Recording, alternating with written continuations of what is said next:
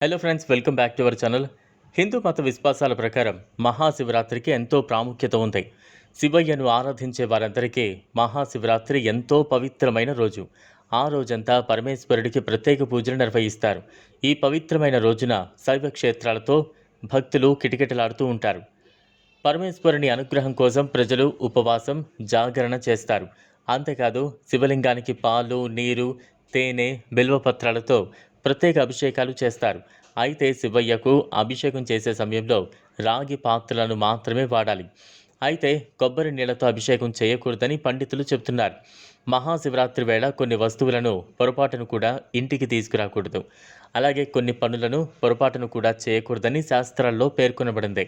ఒకవేళ అలాంటి వస్తువులను తెచ్చుకుంటే మీ ఇంట్లో ప్రతికూల శక్తి ప్రవేశించే అవకాశం ఉంది. అంతేకాదు ప్రతికూల వాతావరణం పెరిగే అవకాశం ఉంటుంది. కాబట్టి అలాంటి వస్తువులను తెచ్చుకోకపోవడమే చాలా మంచిది. అలాగే కొన్ని తప్పులను పొరపాటును కూడా చేయకూడదు. మహాశివరాత్రి వేళ ఏవైనా దేవుని విగ్రహాలు, మతపరమైన వస్తువులు దెబ్బతిన్నట్లయితే వాటిని కూడా శివరాత్రి రోజున దూరంగా ఉంచాలి. దెబ్బతిన్నప్పుడు వారి పవిత్రత నాశనమయ్యే అవకాశం ఉంది. మీకు ప్రతికూల ఫలితాలు ఎదురయ్యే అవకాశం ఉంటుంది. ఇలాంటి వాటిని తీసుకువెళితే శివుని అనుగ్రహానికి దూరంగా ఉంటారు. మహాశివరాత్రి వేళ పొరపాటును కూడా నల్లని దుస్తులు ధరించకండి.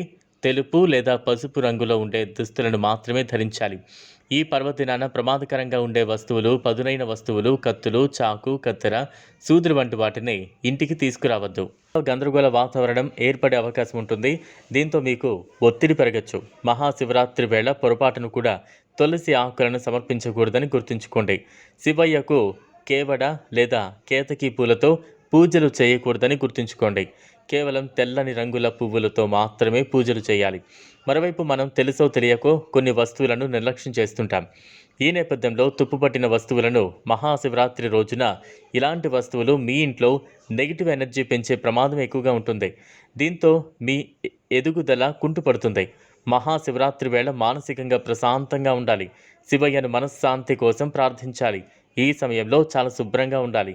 ఇలాంటి సందర్భంలో పొరపాటును కూడా పగిలిన అద్దాన్ని తీసుకోకూడదు. పగిలిన అద్దాలు ప్రతికూల వాతావరణాన్ని ఆకర్షిస్తాయి. కాబట్టి మహాశివరాత్రి వేళ పగిలిన అద్దాలకు దూరంగా ఉండాలి. అలాగే విరిగిన వస్తువులను ఇంట్లో ఉంచకూడదని గుర్తుంచుకోండి. మహాశివరాత్రి వేళ చాలామంది ఉపవాస దీక్ష చేస్తారు. ఈ పవిత్రమైన రోజున మాంసాహారానికి దూరంగా ఉండాలి. అలాగే ఆల్కహాల్ వంటి వాటికి దూరంగా ఉండాలి. కేవలం సాత్విక ఆహారం మాత్రమే తీసుకోవాలి. ఆధ్యాత్మికతకు భంగం కలగచ్చు. మీకు ప్రతికూల ఫలితాలు రావచ్చు. హిందూ దేవాలయాల్లో తోలు వస్తువులను నిషేధం. ఎందుకంటే వీటిని అశుద్ధంగా భావిస్తారు. మహాశివరాత్రి వేళ తోలు వస్తువులు తెచ్చుకుంటే ప్రతికూల శక్తి ప్రవేశిస్తుంది. ఈ సమయంలో మీరు ఆధ్యాత్మిక శక్తిని కోల్పోవచ్చు. అలాగే మీ ఇంట్లో లేదా ఇతర చోట్ల మీరు వాడని వస్తువులను, పుస్తకాలను, విద్యా సామాగ్రిని, నిర్లక్ష్యంగా చేయబడిన పుస్తకాలను, దుమ్ము పట్టిన వాటికి మహాశివరాత్రి వేళ దూరంగా ఉండాలి. అవి మీ దైవిక, మానసిక స్థితిని పాడు చేస్తాయి. ఈ వీడియో మీకు నచ్చినట్లయితే లైక్ చేయండి, షేర్ చేయండి, ఛానల్ను సబ్స్క్రైబ్ చేసుకోండి. Thanks for watching. మరిన్ని అప్డేట్స్ కోసం మా ఛానల్ని సబ్స్క్రైబ్ చేయండి.